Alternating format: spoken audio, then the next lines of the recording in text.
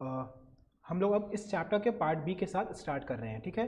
The chapter is element of company law 1 which is given as a lesson number 7 in your book, और इसके revision को अब part B में start किया जा रहा है। At the starting only I have said that कि भाई इस चैप्टर को दो पार्ट में डिवाइड कर दिया गया है। पार्ट नंबर 1 इनकॉर्पोरेशन इंट्रोडक्शन, और part number 1 introduction and type, part number 2 will be incorporation, ठीक है। तो यहाँ से पार्ट नंबर 2 स्टार्ट कर रहे हैं,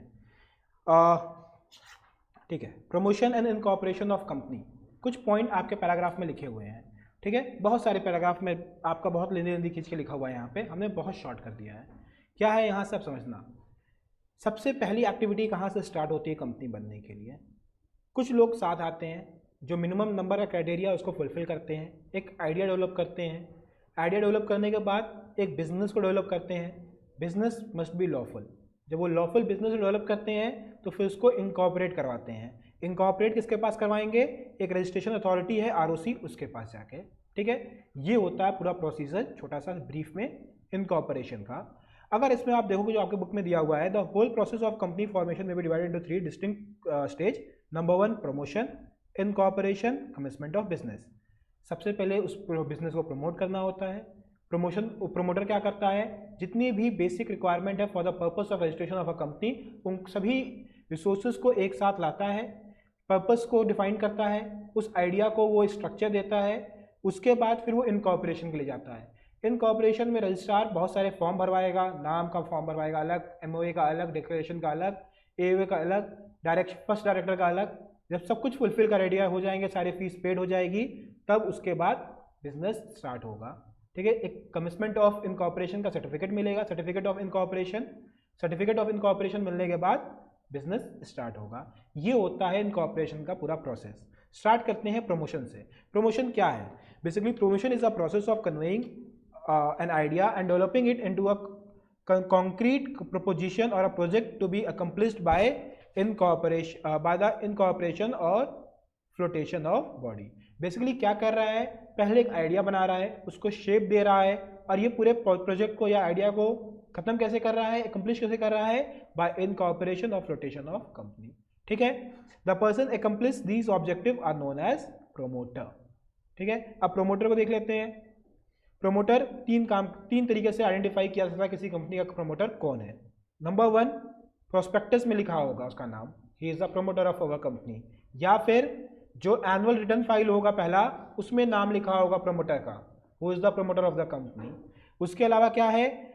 control over the affair of the company, directly और इनडायरेक्टली, जो अफेयर्स ऑफ द कंपनी को कंट्रोल कर पाए।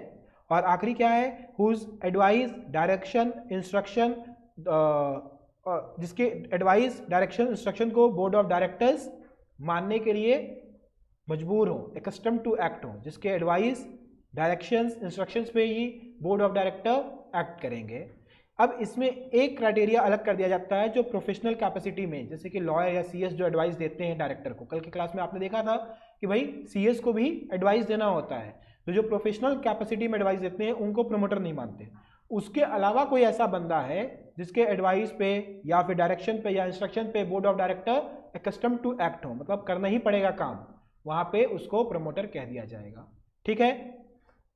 इस director, officer, employ of the issuer a promoter. Point is that whether director, officer or employee can be treated as a promoter. Yes, if they has a control over the affair of the company directly or indirectly, whether as a shareholder, director or otherwise, will be considered as a promoter. ठीक है।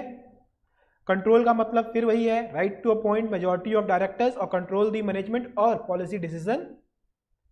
इन तीन चीज पे जो control कर लेता है उसी को कंट्रोल माना जाएगा अंडर कंपनी लॉ, ठीक है। अब इन सब में a professional who is acting in the professional capacity, चाहे वो डायरेक्टर ही क्यों ना हो, चाहे वो शेयर होल्डर क्यों ना हो, चाहे कोई भी क्यों ना हो, अगर वो अपनी प्रोफेशनल कैपेसिटी में काम कर रहा है तो क्या वो प्रोमोटर की डिफिनेशन में आएगा? नहीं, ठीक है।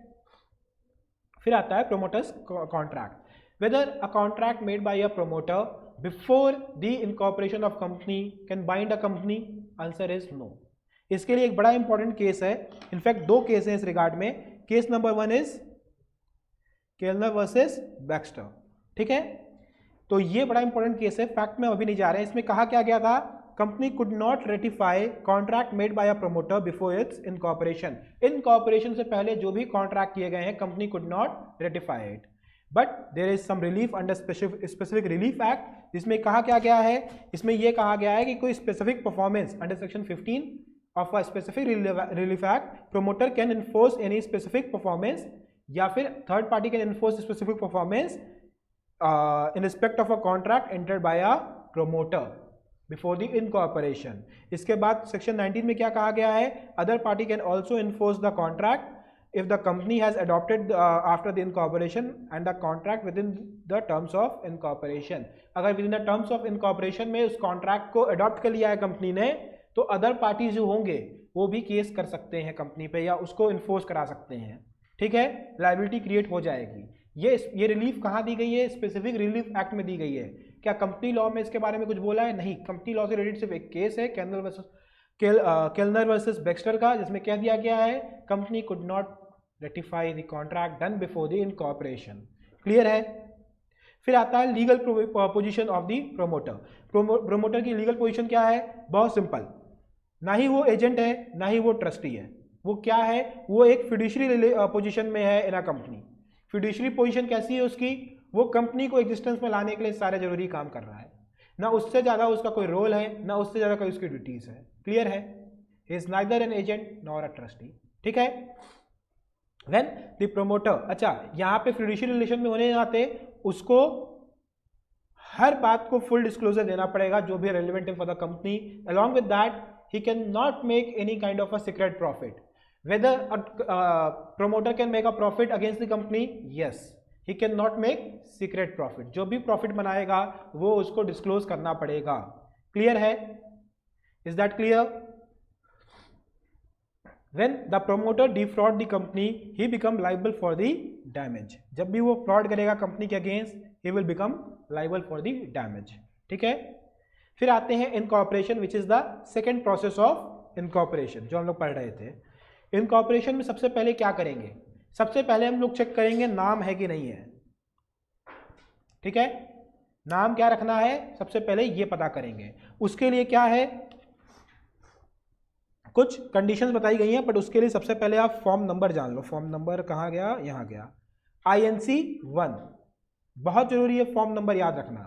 कितना जरूरी है इस चैप्टर में? इससे ज़्यादा जरूरी कुछ और हो नहीं सकता। क्लियर है? इसके अलावा और क्या क्या इंपॉर्टेंट है? इसके अलावा इंपॉर्टेंट है कौन कौन से वो नाम नहीं रख सकता है। कोई भी नाम जो आइडेंटिकल हो या टू रिसेंबलिंग या resembling near to nearly to the name of existing company. कोई कंपनी पहले से वर्क कर रही है, उसके नाम के एकदम आसपास रिसेंबल कर रहा है या आइडेंटिकल है, वैसे नाम को नहीं रख सकते हैं। क्लियर है? क्लियर है कि नहीं?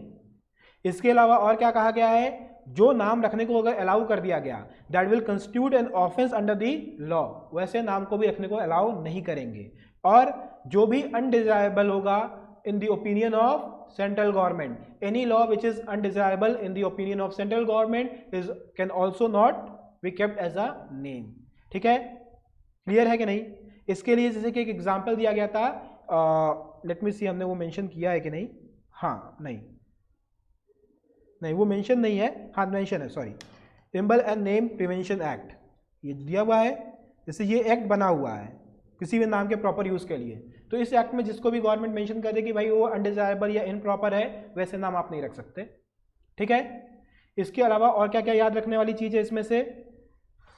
एनी वर्ड, अच्छा, shall not register with a name containing any word or expression which is likely to give impression कि भाई वो जो कंपनी है वो या तो गवर्नमेंट कंपनी है या उसका कोई कनेक्शन है गवर्नमेंट से, ऐसा भी कोई नाम रखने को अलाउ नहीं किया जाएगा। और कोई भी ऐसा वर्ड या एक्सप्रेशन जो जहाँ पे प्रीवियस अप्रूवल रिक्वायरमेंट हो सेंट्रल गवर्नमेंट की, तो बिना उनके अप्रूवल के वो नाम लेने नहीं दिया जाएगा। उंगली पे काउंट करोगे सारी कंडीशन सामने आ जाएंगी। कंडीशन नंबर 1 क्या है कि भाई वो आइडेंटिकल या रिसेंबल ना कर रहा हो एग्जिस्टिंग कंपनी के। दूसरा क्या है कि भाई उसको अगर अलाउ किया गया, it will be an offence under a law. तीसरा क्या है?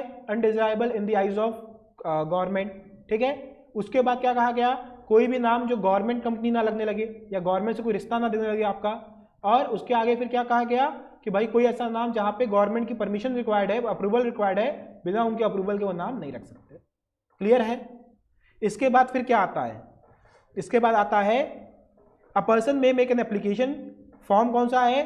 INC 1, ठीक है, accompanied by a fees as may be prescribed to a registrar for a reservation of a name set out in an application as name of the proposed company, name to which the company proposed to change its name। अगर आप नई company का नाम रख रहे हो तो नाम लिखोगे ओरिजिनल नाम, बेसिकली 6 नाम देते हैं, पूरा एक लंबा प्रोसीजर है। या फिर आप चेंज कर रहे हो तो जो चेंज नाम होगा वो लिखोगे। क्लियर है? जब वो नाम सही लगेगा तो with in a period of 60 days of the application registrar वो आपको दे देगा नाम। ठीक है, फिर आपके पास कुछ ऑप्शन रहेगा और ऑप्शन रहेगा कि भाई किस नाम को कितने दिन चुनना है, वो सब चीज़ें आपको को नहीं पढ़नी है। क्लियर है?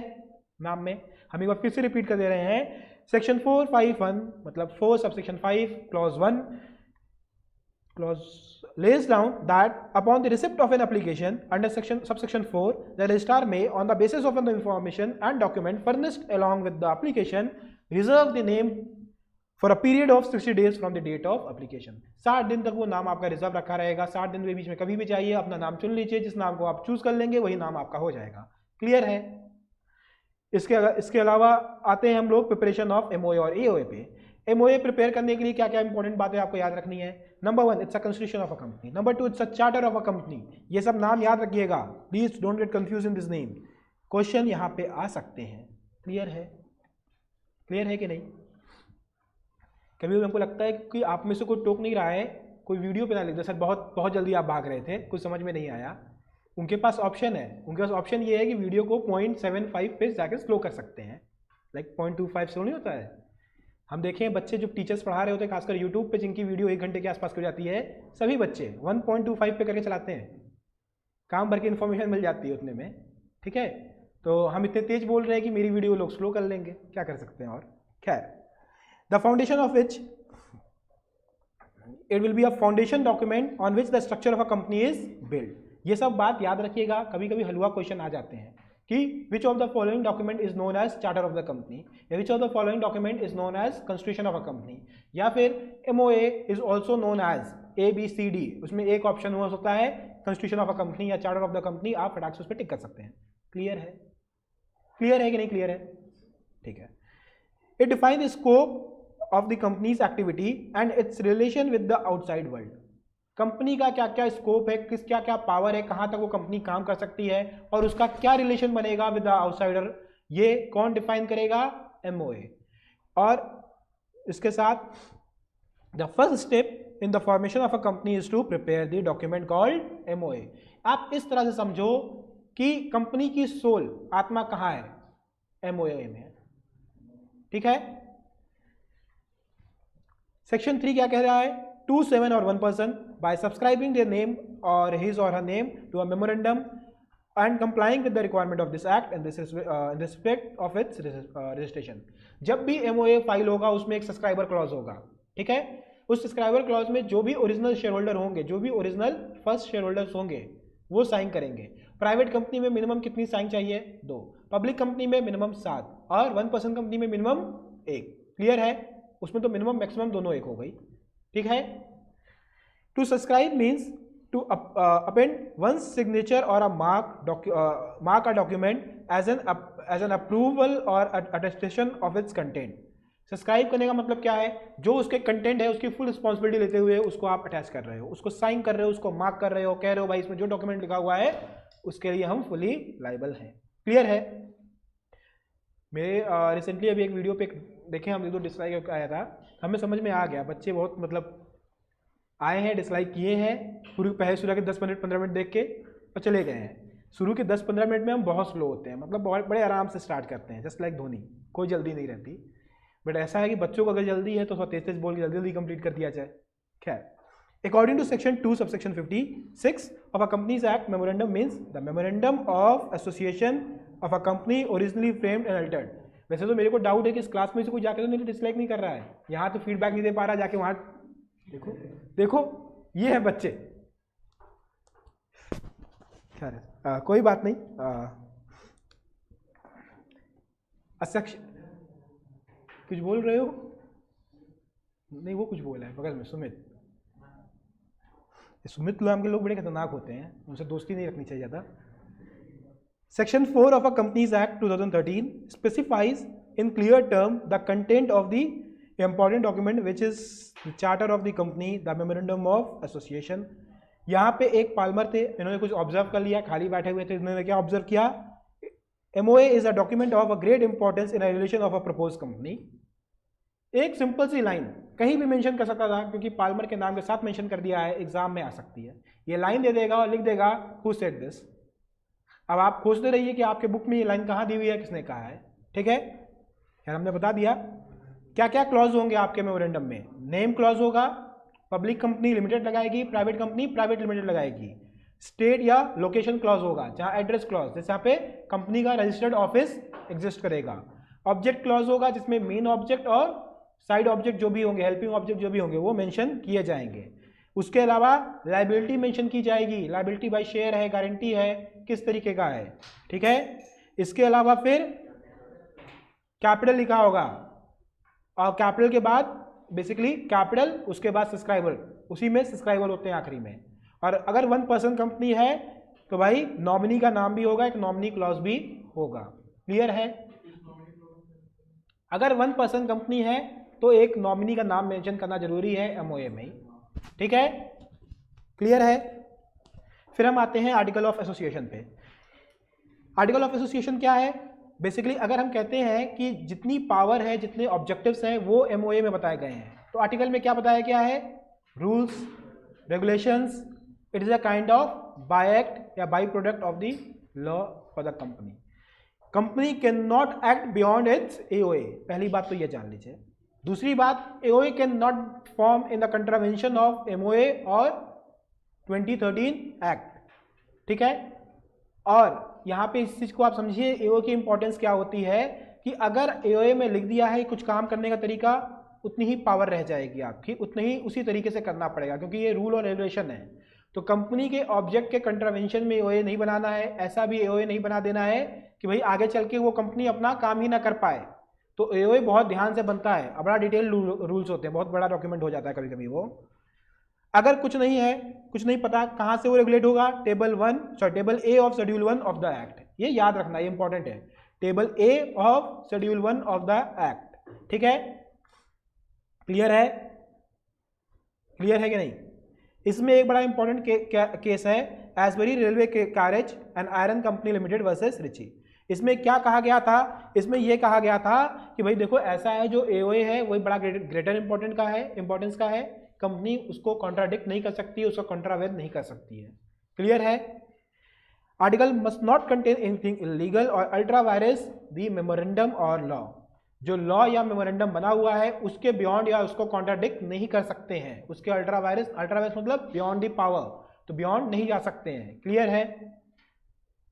इसके बाद content of article of association है। मेरी एक सजेशन है कि हर एक पॉइंट देख लो, याद किसी को मत करो। ठीक है, हर एक पॉइंट को देख लो, याद किसी को नहीं करना है। क्या क्या पॉइंट है?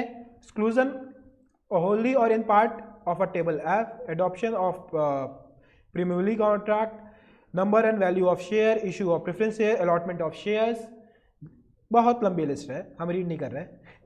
पॉइंट आखिरी वाला है, article must contain provisions in respect of all matter which are required to be contained therein so as not to hamper the working of the company later। हमने ये बात शुरू में ही बोली थी, बहुत इंपॉर्टेंट डॉक्यूमेंट है, इसके बियॉन्ड कंपनी जाके काम नहीं कर सकती है। तो भाई इसमें जितने जरूरी ये काम है सब मेंशन कर दो शुरू में ही, वरना बाद में आपको अमेंडमेंट करना पड़ेगा, अल्टरेशन लाना पड़ेगा, बड़ा लंबा प्रोसीजर हो जाएगा। ठीक है, कोई दिक्कत आर्टिकल ऑफ एसोसिएशन में? कोई ऐसा नहीं समझ में आया? आपको समझ में आया? एक्चुअली एक क्लास हमने इससे पहले ली थी, वो थी आईटी एक्ट की। आप उसमें पता नहीं थी कि नहीं, मेरी पहली क्लास थी। ठीक है, ये जितने बच्चे यहाँ थे उस दिन ऐसे लगा था कि भाई ये लोग यहाँ से अब सीधे घर नहीं जाएंगे, सीधे स्वर्ग लोग जाएंगे। तो इसीलिए हमने अपने रिवीजन का तरीका थोड़ा सा बदल दिया। बेसिकली एमसीक्यू पेपर में मेरा हमेशा से मानना रहा है कि you should read the entire book line by line. Questions कहीं से भी फ्रेम हो सकते हैं। जो लोग होते हैं कहते हैं नहीं नहीं ये इंपॉर्टेंट पॉइंट पढ़ लो काम चल जाएगा, एमसीक्यू में नहीं चलता है। एटलीस्ट 1 रीडिंग तो बुक की देनी ही पड़ेगी, बाकी उसके बाद आपकी मर्जी। जो इंपॉर्टेंट है वो याद रखना ज़्यादा जरूरी है, जो इंपॉर्टेंट नहीं है उसको याद रखना उससे भी ज़्यादा जरूरी है। होता क्या है ना कि ICSI है या ICAI है, ये लोग क्या कहते हैं कि जो इंपॉर्टेंट है वहाँ से तो मैं क्वेश्चन दूंगा, जो इंपॉर्टेंट नहीं है वहाँ से मैं क्वेश्चन डेफिनेटली दूंगा। मतलब ये डायलॉग वहीं से इंस्पायर्ड ही हुआ है, समझ लो, ठीक है। And over the period of time जो मेरा एक्सपीरियंस रहा है वो ऐसा हुआ है, जहाँ से इंपॉर्टेंट नहीं लगता है क्वेश्चन वहीं से आ जाते हैं। इसीलिए हम एक एक लाइन एक एक पॉइंट को क्लास में रिवाइज करना पसंद करते हैं, जरूरी समझते हैं, अदरवाइज रिवीजन का कोई मतलब नहीं रह जाता। खैर, क्योंकि इन बच्चों का चेहरा बहुत ज़्यादा भयावह बन गया था, देख के हमें डर लगने लगा क्या हो गया ये, इसीलिए हमने अपने कंटेंट को थोड़ा सा कम कर दिया, ठीक है। Filing of a document with registrar of a company. Filing of a registrar, अब फाइलिंग करेंगे, यहां से शुरू होगा फॉर्म नंबर का सिलसिला, खत्म होगा एकदम आखिरी वाले पॉइंट पे। यहां से इतने फॉर्म आएंगे कि आपको सब याद करने पड़ेंगे, लिस्ट बनानी पड़ेगी, ठीक है। पहला क्या है, application for incorporation of company. उसके लिए INC 7 में आप एक फॉर्म फिल करोगे along with INC 32 which is spice form, ठीक है। क्लियर है। Application for incorporation shall be filed with ROC in INC 7। Incorporation का लिए कौन सी एप्लीकेशन फाइल करनी पड़ेगी, कौन से फॉर्म में फाइल करना पड़ेगा, INC 7। एक चीज आप लोगों से अच्छा क्या हो गया है कि अब हर फॉर्म का नाम उसके नेचर पे डिपेंड करता है। जैसे पहले क्या था, पहले फॉर्म नंबर सिर्फ होता था, फॉर्म नंबर 1 2 3 4, बड़ा मुश्किल होता था याद करने में। अब क्या कर दिया गया है कि भाई इनकॉर्पोरेशन के जितने भी फॉर्म है सब INC से स्टार्ट होंगे, ठीक है। तो एग्जाम में अगर आपको 4 ऑप्शन में से 2 ऑप्शन ऐसे मिल रहे हैं इनकॉर्पोरेशन के टॉपिक में जिसमें INC नहीं है, उसको तो पहले ही आप एलिमिनेट कर दोगे, बचे हुए 2 में दिमाग लगाना होगा। इतना अच्छा हो गया है। अब अगर कोई टीचर ऐसा बैठा होगा कि चारों के चारों ऑप्शन INC से दे दे तो ठीक है, आपको किस्मत क्या कह सकते हैं। क्लियर है। कुछ तो आप लोग अपनी किस्मत लेके भी जाओगे वहां पे। हाँ, एक फॉर्म नंबर है बेटा INC 7, दूसरा है INC 32 स्पाइस फॉर्म, दोनों फाइल करना पड़ेगा। इनफैक्ट स्पाइस जो होता है वो जितने भी डॉक्यूमेंट हैं सबके साथ एक अकेला फॉर्म जमा हो जाता है, ठीक है। The one who is practicing, मतलब who is actually practicing in the field of CS can tell you this thing in a better manner. अभी हम बस इतना सजेस्ट करेंगे कि भाई अभी से फॉर्म नंबर देख लो, ठीक है। बट हाँ, अगर कोई एग्जीक्यूटिव में हमसे पढ़ रहा होता तो वहाँ पे हम उसका एग्जैक्ट पर्पस बताते। हम आप लोग के लिए एक काम ये कर सकते हैं, I will provide you the entire list कि किस फॉर्म का क्या रोल है। जैसे एक कॉलम में पूरे फॉर्म नंबर लिखे होंगे, दूसरे कॉलम में क्या लिखा होगा उसका पर्पस, तो वो याद करने में आप लोग को आसान हो जाएगा, ठीक है। बाकी अगर और डिटेल्स में हम चले जाएंगे प्रॉब्लम क्रिएट हो जाएगी अभी, ठीक है। मेरे लिए नहीं, आप लोग के लिए, फिर आप लोग का चेहरा वही हो जाएगा स्वर्गवासी वाला, वहाँ हम जाना नहीं चाहते, ठीक है। मेमोरेंडम और आर्टिकल ऑफ एसोसिएशन को ड्यूली साइन किया जाएगा। ड्यूली साइन का मतलब आप समझ ही गए होंगे, सब्सक्राइबर उस पर अपनी कोई सिग्नेचर या कोई मार्क बनाएगा। अगर सब्सक्राइबर पढ़ा लिखा नहीं है, इलिटरेट है, तो वो अपने थंब इंप्रेशन को भी बना सकता है, ठीक है। उसका एक नाम पता लिख दिया जाएगा, उसके ऊपर अपना थंब इंप्रेशन बना देगा, उसको पढ़ के पूरा सुनाना भी होगा क्या चीज़ है। और अगर सब्सक्राइबर कौन है, LLP है, LLP could be a subscriber of a company share, तो वहां पे LLP के जो अथॉराइज पार्टनर होंगे जिनको इस काम के लिए अथॉराइजेशन दी गई होगी, उन्हें आके साइन करना पड़ेगा। क्लियर है।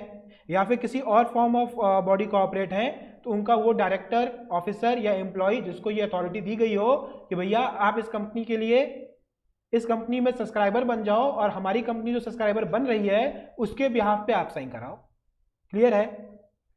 इसके बाद क्या है, the person so authorise shall not at the same time be a subscriber. जिस पर्सन को अथॉराइजेशन मिली है on the behalf of other company या other body corporate shall not himself be a subscriber. Clear है। अगर किसी डायरेक्टर को ये अथॉरिटी कंपनी दे दी जाओ इस कंपनी को सब्सक्राइबर बना के आओ, वो खुद सब्सक्राइबर नहीं होना चाहिए उस कंपनी का। क्लियर है। क्लियर है कि नहीं। अब इसके संग कुछ फॉरेन नेशनल्स के लिए बात लिखी हुई है, सब में सिर्फ एक एक वर्ड इंपॉर्टेंट है, याद कर लो। पहला क्या है, अगर कॉमनवेल्थ कंट्री है तो वो कॉमनवेल्थ कंट्री के पास नोटराइज कराएगी अपने मेमोरेंडम और अपने आर्टिकल ऑफ एसोसिएशन को along with the proof of identity. ठीक है, कहाँ किस कंट्री में ये नोटराइज होगा, कहाँ नोटरी ये बैठी होगी, उसी कॉमनवेल्थ कंट्री में। अगर वो हेग कन्वेंशन की कंट्री है तो वो अपने कंट्री में ही नोटरी करवाएगी। अगर वो आउटसाइड दी कॉमनवेल्थ है वो कंपनी भी कहाँ करवाएगी नोटरी, अपने कंट्री में। क्लियर है? क्लियर है कि नहीं क्लियर है? अगर कोई ऐसा इंडिविजुअल है जो इंडिया विजिट करता है या इंटेंट टू इंडिया, मतलब इंडिया विजिट कर रहा है और उसका इंटेंशन क्या है, कंपनी खोलने का इंडिया में, तो उसको क्या डॉक्यूमेंट चाहिए, प्रूफ और आइडेंटिटी क्या होगी उसकी, वैलिड बिजनेस वीजा। वीजा उसके पास प्रॉपर होना चाहिए, बिजनेस वीजा होना चाहिए, टूरिस्ट वीजा वाला यहाँ पे कंपनी नहीं खोल सकता। क्लियर है? क्लियर है कि नहीं? इसके बाद आते हैं डिक्लेरेशन फ्रॉम अ प्रोफेशनल। 4 लोग से आपको डिक्लेरेशन साइन करवानी पड़ सकती है, 4 में से किसी एक से। कौन कौन?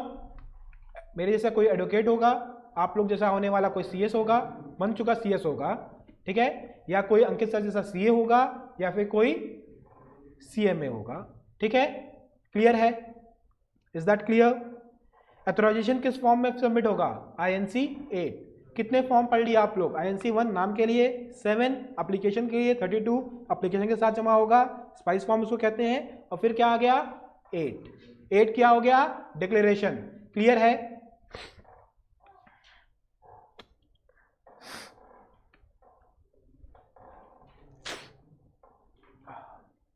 बोलते बोलते इतना गला सूख गया कि छींक आने लगी।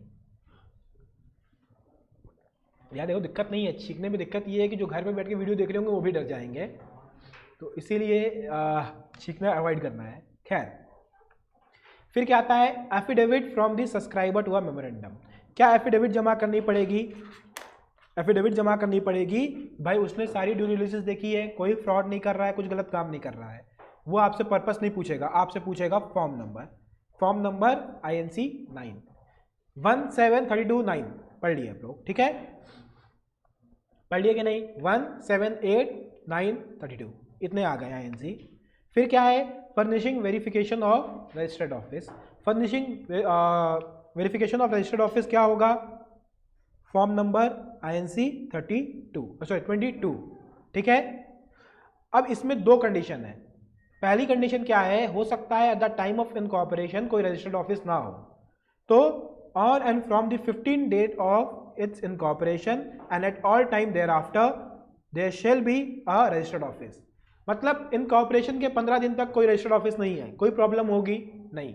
15 दिन के बाद, मतलब 15 दिन से ऑन एंड देयर आफ्टर लिखा हुआ है, तो 15वें दिन के बाद क्या एक रजिस्टर्ड ऑफिस होना जरूरी है? हाँ, इट्स कंपल्सरी।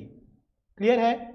रजिस्टर्ड ऑफिस जहां पे सारी ऑफिशियल कम्युनिकेशन आपके पास भेजी जाएगी, आपके पास वहां से किसी भी तरह का कम्युनिकेशन करना होगा उसी एड्रेस पे करेंगे। और अगर आप नई कंपनी बन रहे हो और आपके पास पहले से रजिस्टर्ड ऑफिस है, दोनों केस में ये फाइल करना पड़ेगा। क्लियर है?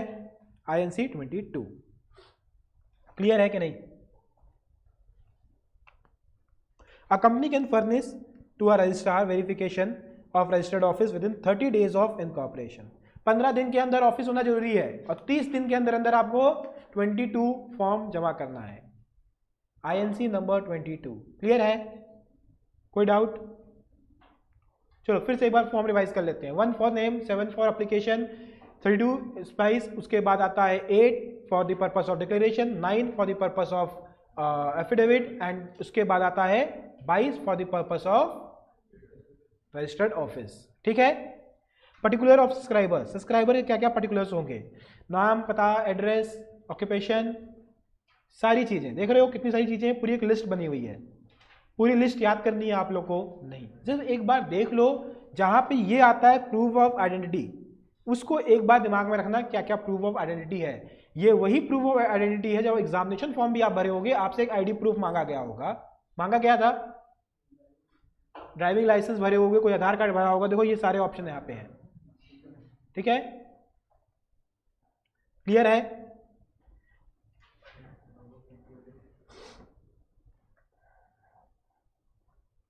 इसमें एक देखो बहुत छुपी हुई लाइन में क्यू पॉइंट में, जो पॉइंट नंबर क्यू है, वहां पे लिखा हुआ है specimen signature and latest photograph duly verified by the banker and और notary shall be in prescribed form INC 10।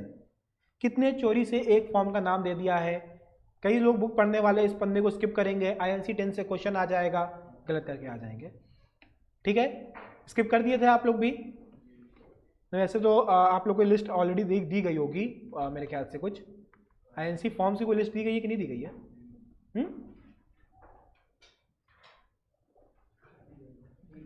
क्या कर सकते हैं, मेरे हिसाब से दी गई होगी, आप लोगों को याद नहीं है। इसके अलावा एक नया फॉर्म आया है ई फॉर्म INC 29। इसका क्या काम है? Deals with a single application for the approval of name, incorporation of new company और the application of for the allotment of DIN. INC 7, 32, 1 इतनी सारी चीजें फाइल कर रहे थे एक साथ, सिर्फ 29 फाइल कर दो, सभी चीजों के लिए एक अकेला फॉर्म। क्लियर है? क्लियर है कि नहीं क्लियर है? इसके अलावा एक डिन नंबर कंपलसरी है। डिन नंबर क्या है?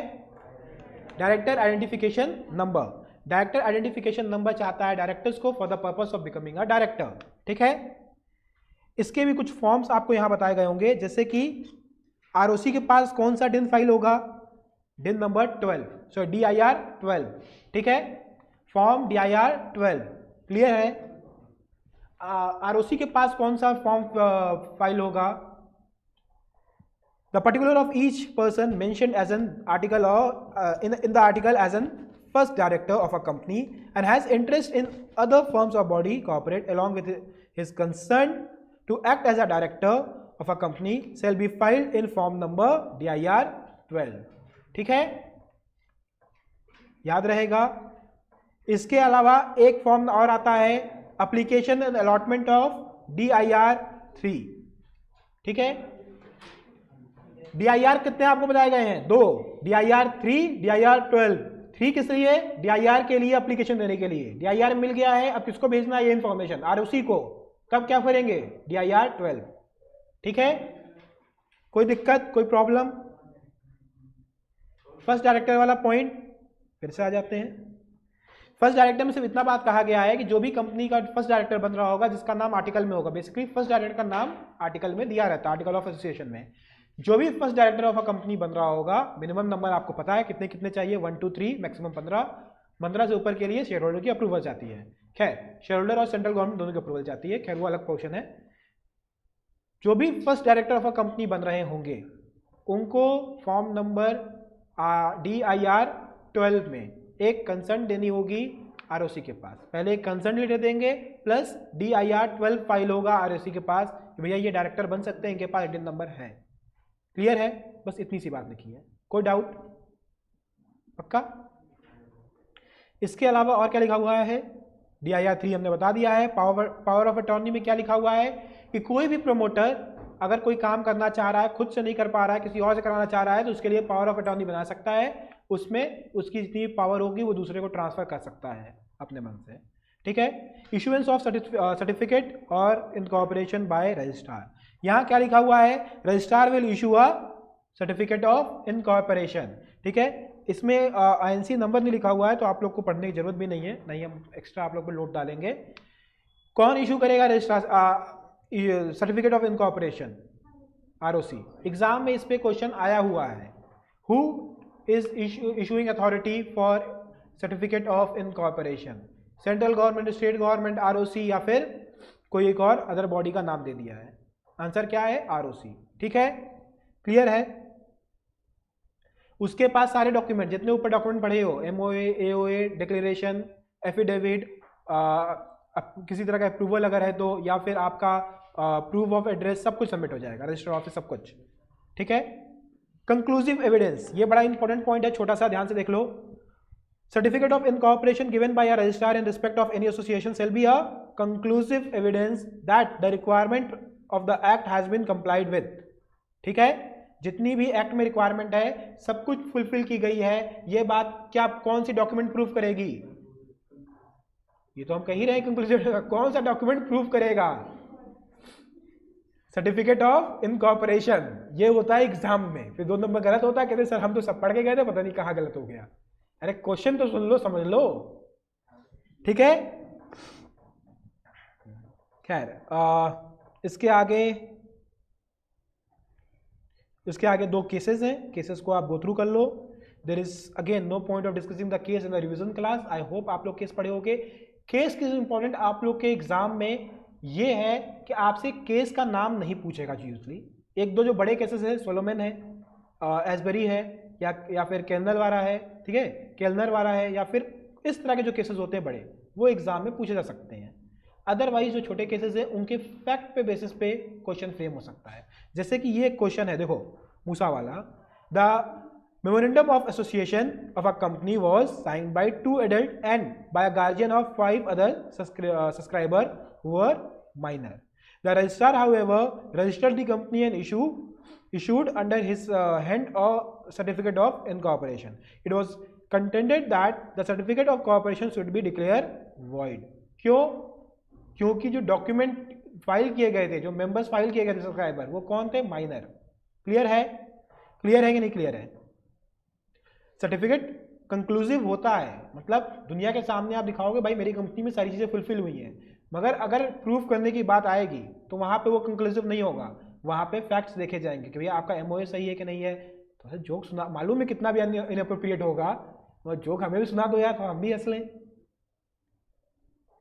इतना छुप के, मतलब इसको अपनी भाषा में हम लोग चिंदी हंसी कहते थे, एकदम छुप के छोटी सी हंसी हंस रहे हो, तो ऐसा खर्चीले बनो, दिखा के हंसो दुनिया को। खैर क्लियर है ये पॉइंट यहां तक? ये केस समझाना है कि सिंपल सी बात ये है, दुनिया के सामने अगर हमें दिखाना है, हम बोल सकते हैं देखो मेरे पास सर्टिफिकेट ऑफ इनकॉर्पोरेशन है, हम लॉ पूरे फुलफिल किए हैं। बट अगर कोई हमने डॉक्यूमेंट ड्यूली कंप्लाई नहीं किया है तो वो नॉन कंप्लायंस अपने आप सर्टिफिकेट मिलने से कंप्लाइड नहीं माना जाएगा।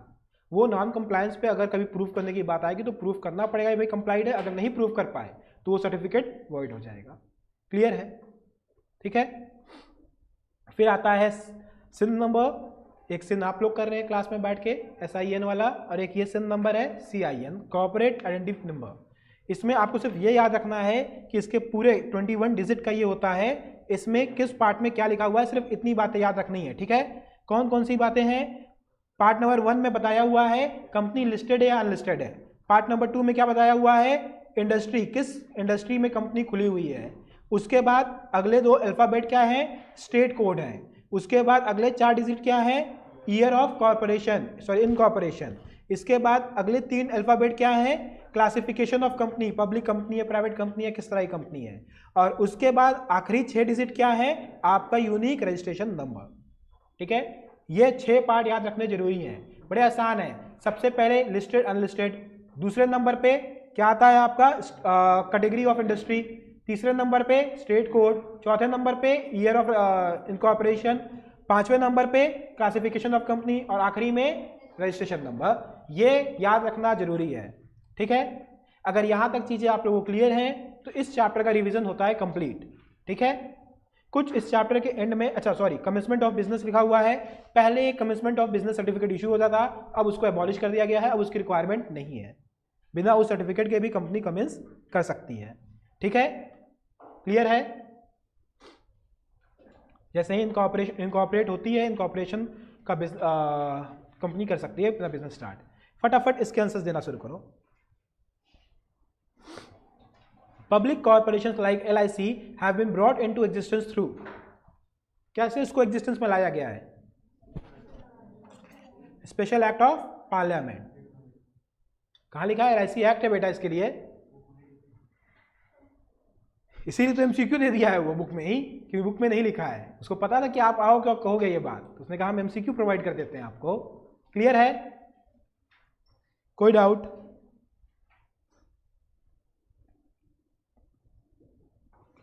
कोई डाउट यहां पे तो नहीं होना चाहिए, इजी था। Internal governance structure of LLP is regulated by contractual agreement between the parties. क्यों हम बता रहे हैं? यहाँ पे इंटरनल गवर्नेंस की बात करिए बेटा, इनकॉर्पोरेशन का नहीं कर रहा है। इनकॉर्पोरेट होती है LLP एक्ट में, इंटरनल गवर्नेंस उनके आपस का एग्रीमेंट होता है। जैसे कि यहाँ पे AOA बन रहा है, MOA बन रहा है, इंटरनल गवर्नेंस, वैसे वहाँ पे उनका अपना बनता है। अब वो फिर पूछेगा सर कहाँ दिया हुआ है, चैप्टर में तो दिया ही नहीं हुआ है, इसीलिए MCQ में दे दिया है। आखिरी वाला क्या है? सॉरी, अगला वाला क्या है? The property of a company is not a property of a share holder, it is a property of a company is govern by which of the following case? It is govern by the gramophone and typewriter company versus Stanley. इसी तरीके से कुछ important cases हैं, मेरे ख्याल से ये case हम कहीं अपने नोट्स में मेंशन किए हैं, बट उसको बताना हम भूल गए हैं, एक बार देख लेना। सॉरी।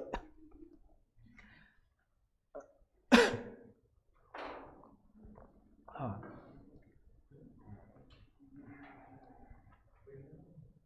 कहाँ लिखा हुआ है? ग्रामाफोन कंपनी दिया हुआ है बुक में, एक बार उसको रेफर कर लीजिएगा। दिया हुआ है, चिंता नहीं करो। अ कंपनी रजिस्टर्ड, ये यार हमने अपने उसमें भी लिखा, नोट्स में भी मेंशन किया था, या तो हमें याद आ रहा है ऊपर। कंपनी रजिस्टर्ड अंडर सेक्शन 8, ठीक है, किसकी अप्रूवल लेनी पड़ेगी? सेंट्रल गवर्नमेंट की। क्लियर है? क्वेश्चन देख रहे हो किस तरीके से फॉर्मुलेट हो रहे हैं, इसी तरीके से क्वेश्चन एग्जाम में भी आएंगे, इससे अलग नहीं आएंगे। In dash case the court look behind the asset of a company. अच्छा, इसके लिए तो सारे केसेस हमने दिए हुए हैं। कौन सा केस यहाँ पे आता है? A, Daimler company limited versus continental tyre and rubber company. ठीक है, आप लोगों को देखो एक चीज कितनी आप लोगों को अच्छी है, हर केस लॉ में पूरा नाम दे रहा है, विच मीन्स अगर आपको एक नाम भी याद रह गया उस केस से विल बी सफिशिएंट। ठीक है, इतना रिस्क आप ले सकते हो केसेस के लिए। आगे चलो। Promoter contract with view of view taken in the case, अरे ये तो बहुत आसान है। ठीक है, Keller versus Baxter. Who among the following can not become member of one person company? Both. Minor कैसे? रेसिडेंट होना चाहिए, नॉन रेसिडेंट भी नहीं बन सकता, 182 दिन का क्राइटेरिया। फिर आता है 8 वाला, 8 वाले का आंसर क्या होगा? Dash is a new form of private company. अरे ये भी बहुत ईजी है, स्मार्ट कंपनी होगा, ऐसे वन पर्सन कंपनी की भी ऑप्शन है। अरे सॉरी, स्मॉल कंपनी। भैया जो क्लास में मिलता नहीं है उसकी डिमांड क्वेश्चन में आ जाती है, तो स्मार्टनेस मिली नहीं है क्लास में हमें, तो हम क्वेश्चन में पूछ लिए। खैर, तो कहीं से डिफेंड तो करेंगे ना अपने खुद को हम। एवरी कंपनी पब्लिक और private has to be registered with, कौन सी बोल रहा था? कौन हमारे क्लास में? सी आप बोल रहे थे कि ये बोल रही थी? देखो सी करते करते कि नंबर सी करने लायक रखना, ऐसा ना हो कि नंबर सी करने लायक ना हो। ठीक है, certificate of incorporation is given by the registrar in respect of any association shall be conclusive evidence. With this we have completed the entire chapter, the revision of entire chapter. If you have any kind of a problem you can ask me. If you have liked this video, please like, share, subscribe, and if you have any kind of a feedback, please comment down below. Thank you.